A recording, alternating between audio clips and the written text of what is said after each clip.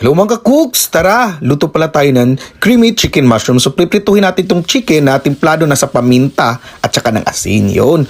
So mahinang apoy lang mga cooks para hindi ito masunog. Tingnan nyo naman yan. Crispy. Tapos bawasan natin kaunti yung mantika, tapos igigisa na natin itong bawang at saka yung sibuyas. Yun. So gisahin lang muna natin. Pag okay na, pwede na nating isabay na igisa yung ating mushroom. Yun. Tapos idagdag na natin yung naprito na nating chicken. Yan. Lalagyan natin yan ng kaunting toyo, tsaka tubig at papakuluin natin itong mga kakooks. Yun. Pagkulo niyan, idagdag na natin yung all-purpose cream mga kakooks. Pagkulo nito, titimplahan na natin yan ng patis.